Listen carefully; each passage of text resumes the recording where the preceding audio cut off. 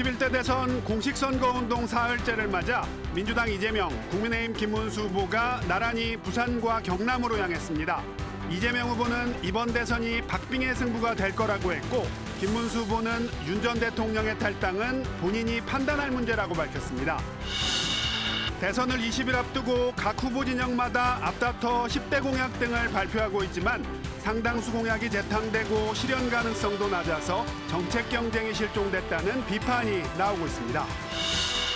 경제 성장률 전망이 갈수록 나빠지고 있습니다. 한국개발연구원마저 올해 성장률 전망치를 석 달 만에 1.6에서 0.8%로 낮췄는데 미국발 관세 전쟁과 소비 위축을 주된 이유로 꼽았습니다. 가세로 태안군수의 청탁금지법 위반 의혹에 대해 경찰이 강제 수사에 착수했습니다. 사퇴 요구가 잇따르는 가운데 가 군수는 정치 공세라며 의혹을 전면 부인했습니다.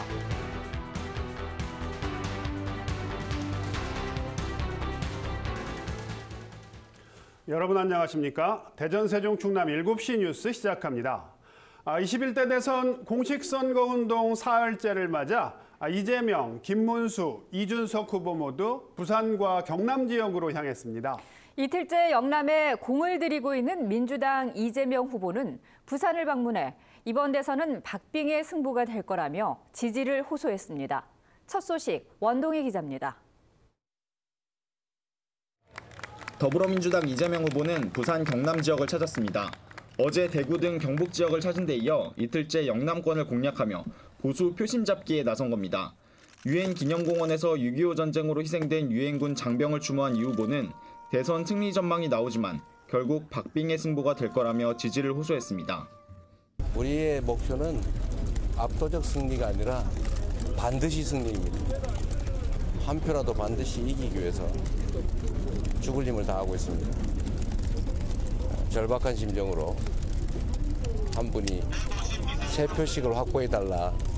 시민들이 원한다고 윤석열 정부의 산업은행 이전과 같은 불가능한 약속은 하지 않겠다고 말했습니다. 대신 북극항로 시대를 대비해 해양수산부와 HMM 같은 대형 해운사의 부산 이전을 약속했습니다. 해수부만큼은 부산에다가 옮기겠다.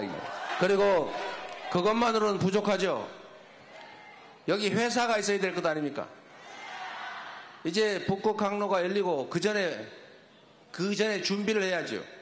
세계를 선도하는 해양 강국을 약속하며 조선업 공약도 발표했습니다. LNG 선박과 전기 선박 등 스마트 친환경 미래 선박 시장을 선점하고 쇄빈 기술 적용 선박과 저온 극한 운항 선박을 개발해 북극항로 중심 국가로 나아가겠다고 공약했습니다. 해상풍력 시장 성장에 따른 관련 선박 수요가 증가하고 있다며 해상풍력 선박의 내수 시장을 키우겠다고 약속했습니다. KBS 뉴스 원동희입니다. 국민의힘 김문수 후보가 사흘 연속 영남권 바닥 민심을 훑으며 지지층 결속 따지기에 주력하고 있습니다. 개혁신당 이준석 후보도 오늘 부산에서 집중 유세를 벌이며 청년층 표심을 공략했습니다. 보도에 이유민 기자입니다. 새롭게 앞으로 구호와 함께 경남 지역 유세에 나선 국민의힘 김문수 후보. 첫 일정으로 시장 상인들을 만나 민생 문제 해결과 일자리 창출을 하겠다고 약속했습니다. 장사도 잘 되고 또 시민은 행복하게 살 수 있는 시장 대통령이 되겠습니다. 경남 사천의 우주항공청과 항공정비업체를 잇따라 찾아 우주과학기술을 점검하고 현장 목소리를 경청했습니다. 우주항공청 예산 이런 걸 들어보면 그게 너무나 부족한 상태에 와 있다. 그걸 획기적으로 높이고. 윤 전 대통령 탈당 문제엔 본인이 판단할 문제라며 유보적 태도를 보였습니다. 창원 공업단지 내 국내 최대 규모 발전 설비 공급업체도 방문해 기업과 경제 살리기 행보를 이어갔습니다. 경남 밀양을 찾아선 지방 인허가권 확대와 함께 지방 이전 기업의 상속세 대폭 삭감을 공약했습니다. 개혁신당 이준석 후보는 부산 집중 유세에 나섰습니다. 자신이 새로운 보수 후보임을 내세우며 이재명 후보와 자신이 1대1 구도가 될 거라고 강조했습니다. 확실한 2등 후보인 그런 김문수 후보가 아니라 정말 파란을 일으켜가지고 1등할 수 있는 후보 이준석에게 표심을 몰아주시면은 저는 이번 선거 박진감 있게 이준석 후보는 부산대 학생식당을 찾아 2030 표심에 호소하는 한편 시장 상인들과 만나 현장 소통 행보를 이어갑니다. KBS 뉴스 이유민입니다. 21대 대통령 선거 후보자 경호를 위해 경찰이 총기 관측 장비를 현장에 배치하고 경호 인력을 늘리는 등 대비 태세를 강화하기로 했습니다. 경찰청은 대선 후보자에 대한 테러 가능성이 계속 제기됨에 따라 적용용 총기 관측 장비를 투입했다고 밝혔습니다. 경찰청은 또 그제 전국 시도경찰청에 후보자 경호 강화 지시 공문을 보낸 데 이어 전담 경호 인력도 증원할 계획입니다. 국회 법제사법위원회에서는 민주당 주도로 대법원의 대선 개입 의혹 규명 청문회가 진행됐습니다. 조희대 대법원장을 포함한 대법관 전원이 불참한 가운데 민주당은 조희대 특검 법안을 상정하며 사법부를 압박했고 국민의힘은 이재명 후보 대권을 위한 사법부 탄압이라며 반발했습니다. 보도에 김청윤 기자입니다. 국회 법제사법위원회 전체 회의. 조희대 대법원장의 불출석을 놓고 청문회 시작 전부터 민주당과 국민의힘 의원들이 충돌했습니다. 이런 몇 줄짜리 불출석 사유서는 보다 처음입니다. 그 오만함이 참 대단합니다. 3줄짜리입니다. 3줄짜리. 너무나 명료하기 때문에 그러니까 빈말할 간단하게 국회가 하는 행태가 말이 안 되니까. 대법관 전원 불참에 청문회 질의가 어려워지자 민주당은 대법원장 특검 법안을 상정하며 사법부를 압박했습니다. 대법관 정원을 늘리고 대법원 판결에 대한 헌법 소원을 가능하게 하는 법안도 소위로 넘겼습니다. 대법관 14명과 이 재판연구관 101명, 대법관이 귀족법관이냐 국민 정서에 맞게 고민하셨으면 좋겠고요. 국민의힘은 이재명 후보 사법 리스크 방탄용이라고 반발했습니다. 대법관 숫자를 늘려서 입맛대로 하려고 채워 넣었습니다. 저는 국제적 망신이라고 생각하고요. 민주당은 윤석열 전 대통령을 석방시킨 지규현 판사의 유흥업소 접대 의혹을 제기하며 사법부 공세를 이어갔습니다. 1인당 100에서 200만 원 정도의 비용이 나온 룸사롱에서 여러 차례 술을 마셨고 접대를 받았다라고 구체적인 제보를 받았습니다. 나중에 자료를 주시면은 윤리감사실에서 그 부분에 대해서 민주당은 국민의힘 반대에도 허위사실 공표죄 요건에 행위를 삭제하는 법안도 의결했습니다. 이 법안이 발효되면 파기환송된 이 후보의 공직선거법 위반 사건 자체를 법조항 폐지로 처벌할 수 없게 됩니다. KBS 뉴스 김청윤입니다. 지난 1월 서부지법 폭력 난입 사태에 가담한 혐의로 재판에 넘겨진 피고인들에 대한 법원의 첫 판단이 나왔습니다. 범행을 인정한 피고인 2명 모두 징역형의 실형을 선고받았는데요. 재판부는 난입 사태가 즉각적인 보복을 해야 한다는 집착에서 비롯된 범행이라고 지적했습니다. 최예림 기자의 보도입니다. 윤석열 전 대통령에 대한 구속영장 발부에 항의하며 법원에 난입했던 지지자들이 징역형의 실형을 선고받았습니다. 서울 서부지법 형사 6단독은 특수 건조물 침입과 특수 공용물 손상, 특수 공무집행 방해 혐의로 구속 기소된 30대 김모 씨에게 징역 1년 6개월을 선고했습니다. 여기서 공무집행 방해 혐의가 빠진 20대 남성 소모 씨에겐 징역 1년을 선고했습니다. 재판부는 서부지법 난입 사태를 대한민국 사법부의 영장 발부 여부를 정치적 음모로 해석하고 즉각적인 응징과 보복을 이뤄야 한다는 집착과 직념이 이뤄낸 범행이라고 지적했습니다. 그러면서 지금도 피해를 수습하는 과정이라며 시민들이 지속적인 관심을 가져주시길 바란다고 강조했습니다. 두 사람은 지난 1월 19일 새벽 윤 전 대통령에 대한 구속영장이 발부되자 서울 서부지법 후문으로 난입해 창문과 외벽 등을 부순 혐의로 구속 기소됐습니다. 이번 선고는 서부지법 폭력 난입 사태가 벌어진 이후 처음으로 내려진 판결입니다. 검찰은 김 씨에게 징역 3년을, 소 씨에게 징역 2년을 각각 구형했습니다. 두 사람은 선고기일에 앞서 반성문을 제출하는 등 범행 일체를 인정했습니다. 소 씨의 변호인은 서부지법 난입 사태를 법치주의를 부정한 폭동 시위 사태라고 규정하며 선동당한 점을 깊이 후회하고 있다고 밝히기도 했습니다. 재판부는 두 사람이 초범이고 우발적으로 범행에 이르게 됐으며 진지한 반성의 태도를 보인다고 양형 이유를 설명했습니다. 오는 16일에는 법원에 난입하는 과정에서 취재진과 경찰을 폭행한 혐의를 받는 박모 씨 등 4명에 대한 선고가 예정돼 있습니다. KBS 뉴스 최혜림입니다. 경제 성장률 전망이 갈수록 안 좋아지고 있습니다. 국책 연구기관 KDI도 올해 0%대 성장을 공식화했습니다. 대선과 맞물린 시점이라 정책 대응은 사실상 멈춰 있는데 침체 신호는 점점 커지고 있습니다. 김지숙 기자가 보도합니다. 한국개발연구원 KDI의 올해 성장률 전망은 급락 중입니다. 지난해 5월 2.1%, 지난해 11월 2.0%를 예측했고 올해 2월엔 1.6%를 봤는데 이번엔 0.8%로 낮췄습니다. 석 달 전에 반토막입니다. 관세 인상이 본격화되고 우리 수출에 부정적인 영향을 미치고 그것이 또 내수에도 일부 부정적으로 파급되는 것으로 이제 생각이 됩니다. 기승전 관세란 말이 나올 정도로 관세발 수출과 내수 부진이 압도적입니다. 0%대 전망이 잇따르고 있습니다. JP모건과 블룸버그 0.7%, 현대경제연구원 0.8%, 1.0%를 전망한 IMF가 후하게 보일 정도입니다. 기획재정부와 한국은행은 1.8%와 1.5%를 보고 있지만 대폭 하향이 불가피해 보입니다. 한은은 이달 29일 수정 전망치를 발표합니다. 저성장의 여파는 돌고 돌아 고용 충격으로도 옵니다. 지난해 16만 명이었던 취업자 증가폭이 올해는 9만 명, 내년은 7만 명일 걸로 KDI는 봤습니다. 관세 협상이 잘 풀린다고 다 해결될 일도 아닙니다. 경제 기초 체력인 잠재 성장률은 반등 없이 계속 우하향 중입니다.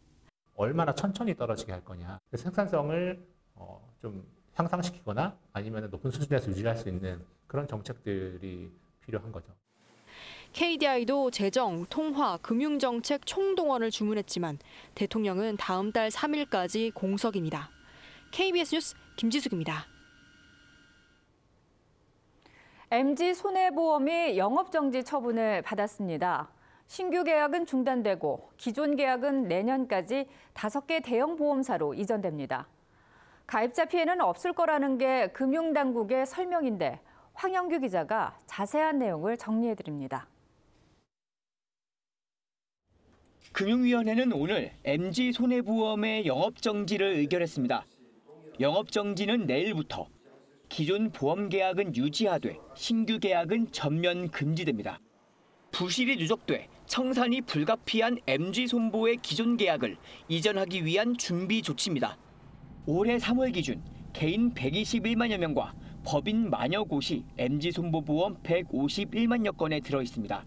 이들 계약 전체는 임시회사인 가교보험사로 모두 이전됩니다.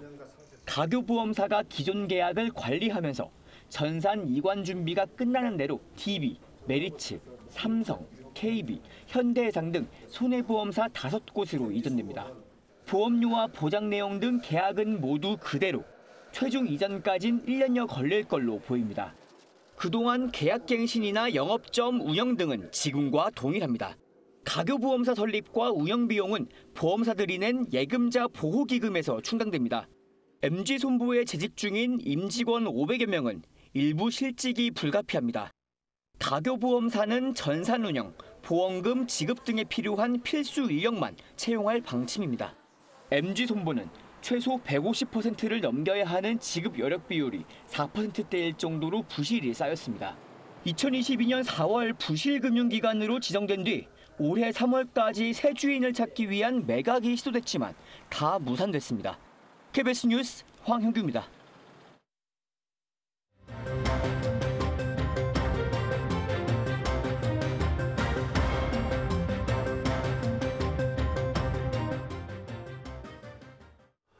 대선이 꼭 20일 앞으로 다가오면서 각 후보 진영도 10대 공약 등을 발표하며 충청권 표심 잡기에 공을 들이고 있습니다.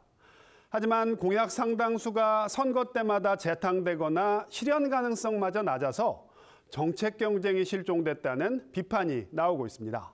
보도에 최선중 기자입니다. 더불어민주당 이재명 후보는 10대 공약 중 6번째로 행정수도 완성과 국토 균형 발전을 내세우며 국회 세종의사당과 대통령 집무실의 임기 내 건립, 지역 대표 전략 사업으로 과학기술 육성을 제시했습니다. 과학기술 중심 도시를 선물로 드리겠습니다, 여러분. 국민의힘 김문수 후보도 10대 공약 중 4번째 경제, 건설교통 분야에 충청권 공약을 넣었습니다. 충청권을 GTX 교통망으로 연결해 메가시티를 만들고 국회 완전 이전과 대통령 집무실 이전, 세제 완화를 통한 기업 유치를 내세웠습니다. 확실히 충청이 모든 기업 중심이 되도록 하겠습니다.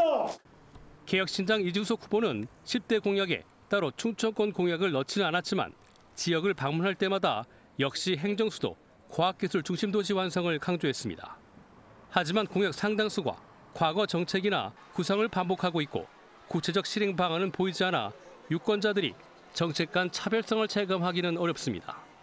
20년째 반복되는 공약들이 많이 있습니다. 유권자들께서 후보들의 이 공약에 대해서 면밀한 검토와 성과 중심의 검증을 통한 전략적 판단이 필요해 보입니다. 여기에 행정통합과 공공기관 2차 이전 등 충청권 지자체들이 공통적으로 건의한 의제들은 공약에 반영되지 않으면서 급한 대선 일정을 핑계로 지역 공약이 구색 맞추기용으로 전락했다는 비판이 커지고 있습니다. KBS 뉴스 최선중입니다. 가세로 태안군수의 청탁금지법 위반 의혹에 대해 경찰이 강제 수사에 착수하면서 파장이 커지고 있습니다. 태안 지역 국민의힘 광역기초의원들이 공직자로서 자질과 품위를 상실했다며 군수직 사퇴를 촉구하고 나섰는데요. 가 군수는 정치 공세라며 의혹을 전면 부인했습니다. 성룡희 기자가 전하겠습니다. 경찰 수사관들이 태안군청의 한 사무실에서 압수품을 들고 나옵니다. 군수실과 주거지, 차량 등에서도 압수수색이 이어졌습니다. 충남경찰이 지난 9일 가세로 태안군수와 관련해 대대적인 압수수색을 벌인 건데 청탁금지법 위반 혐의와 관련된 물증 확보에 나선 것으로 알려졌습니다. 앞서 경찰은 가 군수가 태안군 공무원으로부터 승진 청탁과 함께 금품을 받은 혐의가 있는 것으로 보고 입건해 수사에 착수했습니다. 압수수색 이후 경찰은 압수품을 분석하고 주변 관계자들을 조사하고 있는 것으로 알려졌습니다. 지역사회의 파장도 커지고 있습니다. 당장 국민의힘 소속 태안 지역 광역 기초의원들이 군수직 사퇴를 촉구하고 나섰습니다. 이들은 가 군수가 공정하고 청렴해야 할 공직자 수장으로서 자질과 품위를 상실했다고 비판하며 철저하고 신속한 수사를 촉구했습니다. 인사의 원칙은 공정과 객관성, 적격성에 따라 이루어져야 한다. 태안군 공직자들이 느꼈을 허탈감은 이루 말할 수 없을 것이다. 가 군수는 의혹을 강하게 부인하면서 정치 공세라고 맞받았습니다. 당사자가 저한테 주지 않았다고 그러고 저는 그런 부분이 없고 이상한 주장을 한다라고 하면은 그 자체가 그야말로 정치 공세 아니냐. 국민의힘이 가 군수의 사퇴를 촉구하는 1인 시위를 예고한 가운데 경찰의 수사 결과에 이목이 쏠리고 있습니다. KBS 뉴스 성룡입니다. 날이 따뜻해지면서 전동 킥보드와 자전거 같은 개인형 이동장치를 빌려 타는 경우가 늘고 있습니다. 하지만 여전히 안전모 없이 장치만 빌리는 경우가 대부분이어서 사고 피해 우려를 더욱 키우고 있습니다. 박연선 기자입니다. 공유형 전동 킥보드를 탄 학생들이 교정을 내달립니다. 1인용이지만 2명이 함께 탄 경우도 종종 목격됩니다. 하지만 안전모를 쓴 사람은 사실상 찾아보기 어렵습니다. 안전에 좀 위험이 있겠다는 생각은 혹시 하시나요? 드는데 불편한 게 더 큰 것 같아요. 전동자전거 이용자들도 안전모와는 거리가 멉니다. 잠깐 탈 요량이라 따로 챙겨 다니는 경우도 드물고 업체가 준비한 안전모도 없습니다. 개인형 이동장치가 수십 대 세워져 있지만 안전모가 비치된 기기는 단 한 대도 없습니다. 만연한 안전불감증의 대가는 치명적입니다. 질병청 통계에 따르면 개인형 이동장치 사고 건수는 2016년 388건에서 2023년 1820건으로 5배 가까이 늘었고 관련 중증 외상 환자도 34명에서 103명으로 3배 증가했습니다. 같은 기간 조사에 참여한 15개 병원 응급실에 1258명의 환자가 찾았는데 75%는 안전모를 쓰지 않았습니다.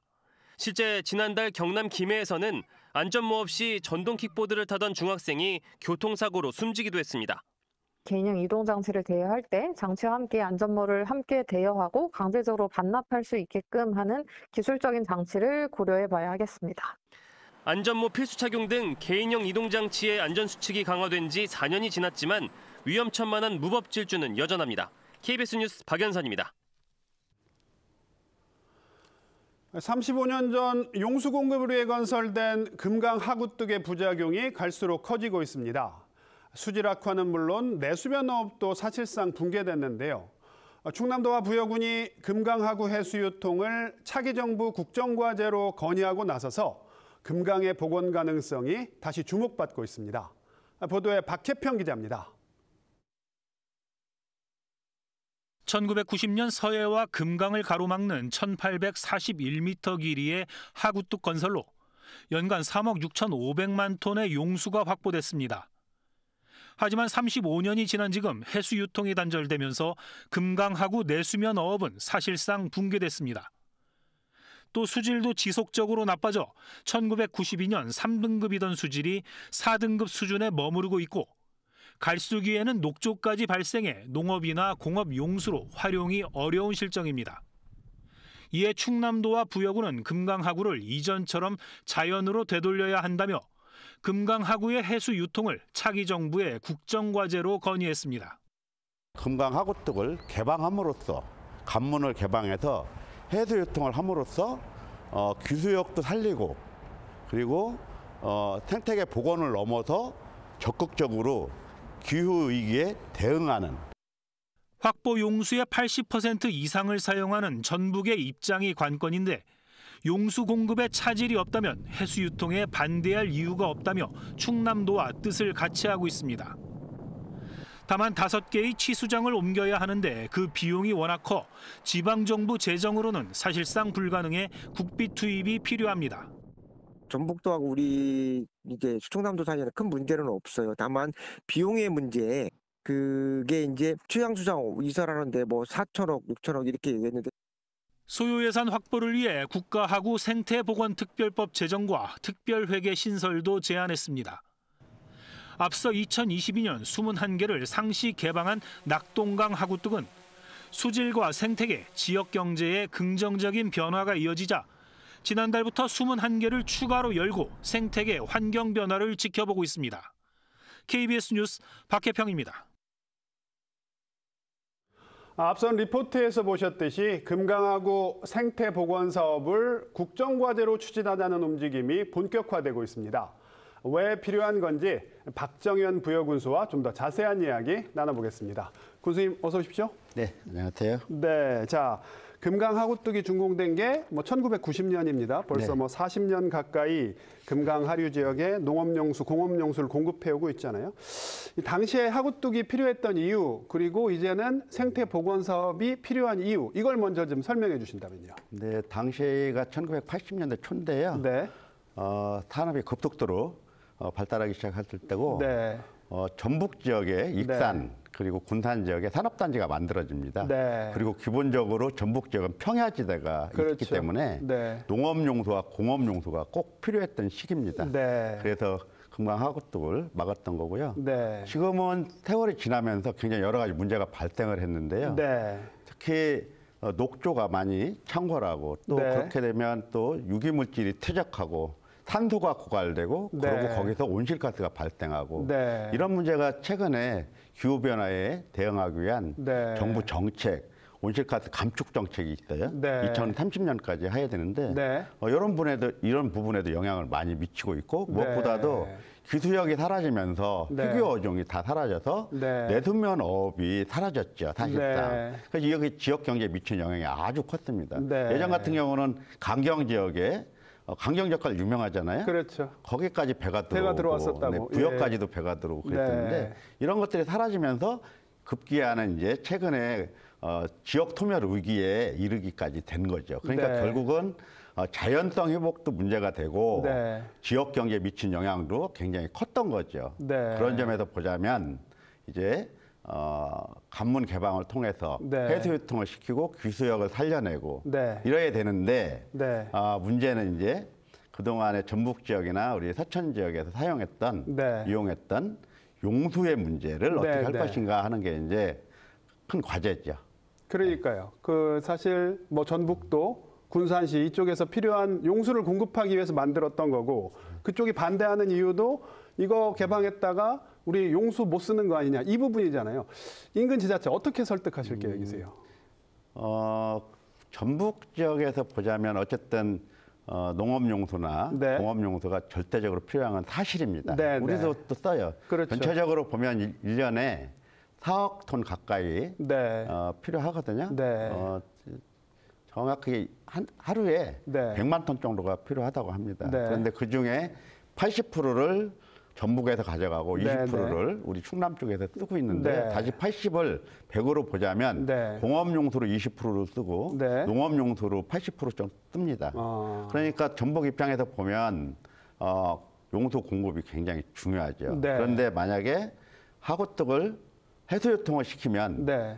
밀물 때 바닷물이 들어오는 거잖아요. 네. 그러면 지금 양수장, 취수장 있는 곳까지 올라온다고 합니다. 네. 그러면 못 쓰잖아요. 해수를 못 쓰는 거죠. 못 쓰는 거죠. 네. 그래서 양 취수장이 5군데가 있는데 그거를 네. 상류 지역으로 네. 옮겨야 됩니다. 네. 요때 이제 비용이 들어가는데 네. 요게 한 4천억에서 네. 6천억 정도가 들어간다고 합니다. 네. 근데 이거를 전북에서 가만히 있어도 지금 문제 없이 쓰는데 네. 이것저것 떠나서 네. 그런데 양수장, 취수장을 농업용수나 공업용수 쓰기 위해서 옮기려고 하면 그 비용을 누가 댈 것인가 그렇죠. 하는 문제가 생기잖아요. 그렇기 때문에 국정과제로 추진을 하죠. 그렇죠. 그래서 국비를 이용해야 되는데 문제는 네. 국비도 그냥 예산을 지방비를 쓰면 네. 전라북도 쪽에서는 원래 우리가 쓸 수 있는 지방비로 이걸 하라고 하면 네. 의미가 없지 않느냐 이렇게 그렇죠. 생각할 수 있어요. 손해죠, 그러니까 사실. 저희 네. 같은 경우는 특별법을 제정해서 네. 특별회계로 전북에 이 비용을 중앙정부가 대줘야 네. 전북 지역에 손해 없이 네. 지방비에서 그 비용을 쓰지 않도록 네. 해줘야 전북 지역에서는 네. 좋다고 응낙할 가능성이 크죠. 네. 그렇다면 전북도와 군산시 뭐 이런 쪽과도 뭐 어떤 물밑 협상이랄까요? 우리가 이거 추진하겠다 그러면 뭐 동의해달라 이런 쪽의 이야기도 오고 가고 있습니까? 충청남도에 있을 때도 네, 그랬고 그 후에도 충남도정에서 아마 전라북도에 네. 제안을 했던 걸로 알고 있는데요. 네.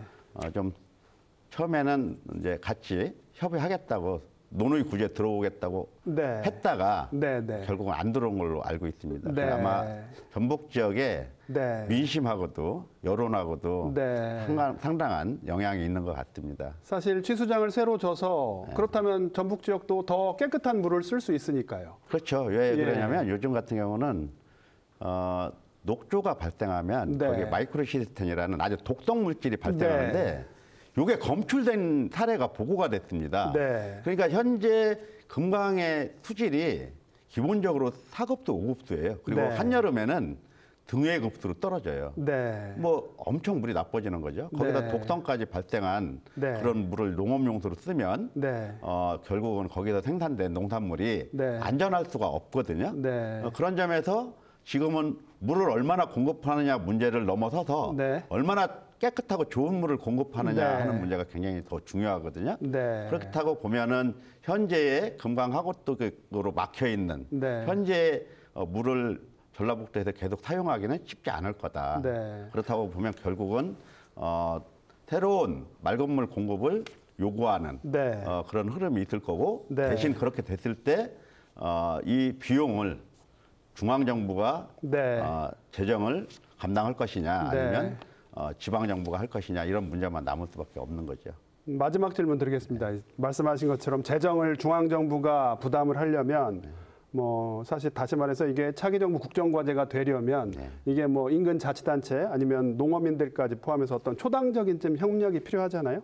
자, 충남도 부여군 차원에서 어떤 노력하고 계십니까? 저희들 부여군 차원에서는 충남도뿐만 아니라 네, 인근의 네. 논산, 네. 서천 그리고 네. 익산, 군산까지 포함하는 국가하고 생태보건 전국회의라는 네, 네, 네. 민간 협력 거버넌스가 있습니다. 네. 그래서 민간단체도 들어오고 지자체도 들어와 있는데 네. 영산강도 들어와 있습니다. 네. 그리고 뭐 낙동강, 한강까지 들어와 있는데 여기에 네. 이제 제가 지자체장으로서 네. 상임 대표를 맡고 있는데 네. 민간협력 거버넌스를 통해서 국정과제로 이 문제를 해결해야 될 필요가 있다고 합의를 하고 몇 번의 토론을 거쳐서 최근에 국회에 이하경 국회 부의장님과 저쪽 영산강 쪽에 이계호 의원님 그리고 신정훈 의원님 그리고 또 우리 금강 쪽에 박수현 의원님, 황명선 의원님 이런 분들하고 같이 만나서 이거를 국정과제로 채택해달라고 대선 후보에 전달을 했습니다. 네, 대선 공약화 이 부분부터 하실 계획이시군요. 그렇죠. 네, 알겠습니다. 교수님 오늘 말씀은 여기까지 듣겠습니다. 고맙습니다. 고맙습니다.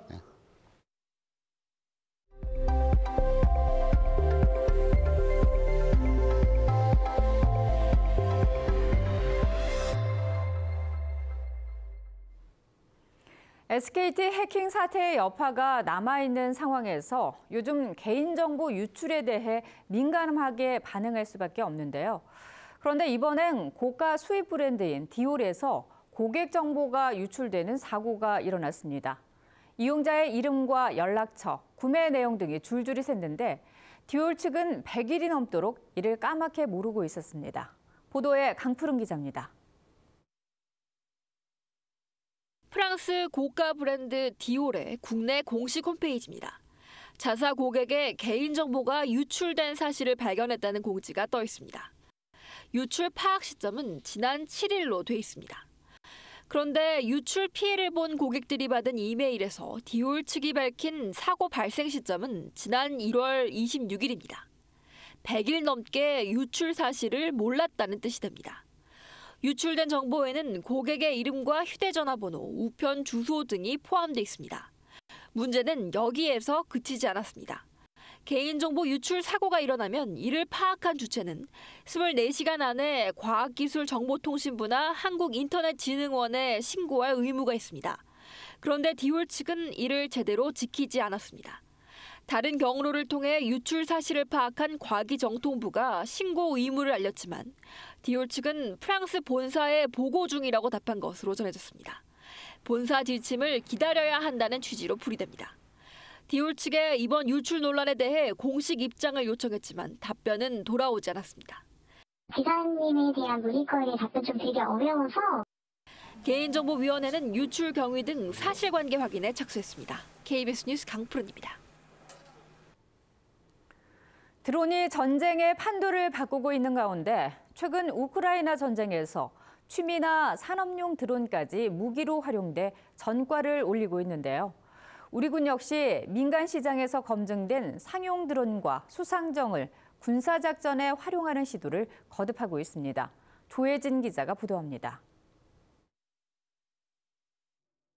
전장에서 이동하던 러시아 기갑 차량에서 불길이 치솟습니다. 우크라이나군이 촬영용 드론에 폭탄을 달아 장갑이 약한 부분을 공격한 겁니다. 우크라이나군은 대당 최소 30만 원 정도 하는 중국산 상용 드론을 무기로 쓰고 있습니다. 저렴하면서도 대응이 까다로워 현대전의 게임 체인저로 불리는 드론. 우리 해군도 민간 드론의 전시 활용을 고심하고 있습니다. 제 뒤로 보이는 소형 함정에 폭탄을 탑재한 상용 드론이나 이 같은 자폭 드론을 싣고 나가면 새로운 무기 체계로 활용할 수 있는 겁니다. 물병을 떨어뜨리는 물자 수송 드론. 바람이 부는 해상에서부터 날아와 정확한 폭탄 투하가 가능한지 시험하는 겁니다.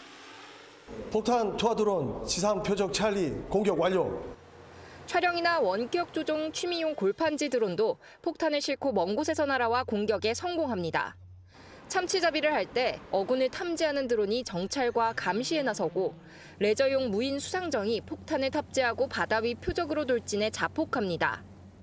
무인 체계의 저비용, 고효율, 대량 생산의 중요성을 인식하게 되었습니다. 해상에서의 작전 적용성을 검증하고 시장에서 검증된 민간 무인 체계를 개조하면 무기 개발에 드는 시간과 비용도 줄일 수 있기 때문에 해군은 상용 드론의 다양한 군사적 활용 방안을 계속해서 모색한다는 방침입니다.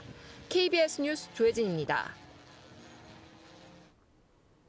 의대 증원에 반발해 병원을 1년 넘게 떠났던 전공의 중 일부가 복귀를 원한다는 목소리가 나오고 있습니다. 정부가 전공의 추가 모집을 해야 복귀할 수 있는데 이달에 추가 모집을 할지는 미지수입니다. 박민경 기자가 보도합니다. 사직 전공의 대다수는 정부의 수령과 병역 특례 제안에도 반응을 보이지 않아 왔습니다. 하지만 최근 설문조사에서 복귀를 원한다는 목소리가 나오기 시작했습니다. 고연차 전공의의 경우 내년에 전문의 시험을 보려면 늦어도 이달까지는 복귀해야 하기 때문입니다. 입영 대기자로 분류된 군 미필 전공의들도 복귀 후 수련이 끝날 때까지 입영하지 않는 특례를 원하고 있습니다. 입영 대기자로 인 3,000여 명 정도의 분들도 이번에 군 문제가 해결되지 않으면 앞으로 한 몇 년 동안은 인생에 있어서 이제 불확실성을 갖고 가게 되는 거거든요. 대한수련병원협의회는 전공의 대상 설문조사 결과 전공의 상당수가 복귀 의향이 있는 걸로 나타났다고 밝혔습니다. 전공의들은 복귀 조건으로 이미 입대한 전공의들의 제대 뒤 복귀 보장과 필수 의료 정책 재논의 등을 내세웠습니다. 강경한 전공의 일부는 설문조사 자체에 대한 반발로 중복으로 응답하기도 했습니다. 응답하지 말자. 이건 나쁜 설문조사라고 설문조사 자체를 조금 부정하거나 일부러 의도와 반대되는 답변을 하자는 이야기는 있었지만 대한수련병원협의회는 설문조사 결과와 함께 전공의 5월 추가 모집 건의문을 복지부에 전달할 예정입니다. 복지부는 전공의 복귀 의사가 확인되면 5월 중 복귀 방안을 검토하겠다는 기존 입장에 변화가 없다며 추가 모집 여부에 신중한 모습입니다. KBS 뉴스 박민경입니다.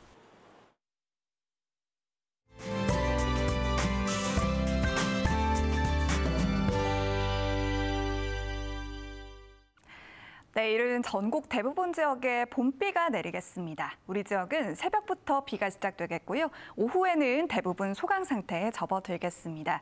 예상되는 비의 양은 5에서 10mm가 되겠습니다. 오늘은 한낮에 29도 가까이 오르며 초여름 더위가 나타났는데요. 내일은 비가 내리면서 때이른 더위가 주춤하겠습니다. 대전 한낮 기온 23도로 오늘보다 6도 정도 낮겠고요. 서산 등 서해안 지역은 20도 아래로 내려가는 곳도 있겠습니다. 내일 아침 기온 오늘보다 5에서 9도 정도 높겠습니다. 대전과 세종이 17도에서 출발하고요. 한낮 기온 세종과 공주 22도, 금산 24도로 오늘보다 5도가량 낮겠습니다. 태안의 아침 기온 15도, 아산 17도, 한낮에 서산이 19도를 보이겠습니다. 부여의 아침 기온 16도에서 출발하고요. 낮 기온은 보령이 20도까지 오르겠습니다. 내일 오전까지 해상과 해안가에 안개가 짙게 끼겠고요. 물결은 2m까지 일겠습니다. 모레는 오후 한때 내륙 곳곳으로 소나기가 내릴 전망입니다. 지금까지 날씨였습니다. 네, 오늘 준비한 소식은 여기까지입니다. 7시 뉴스 마칩니다. 시청해주신 여러분 고맙습니다.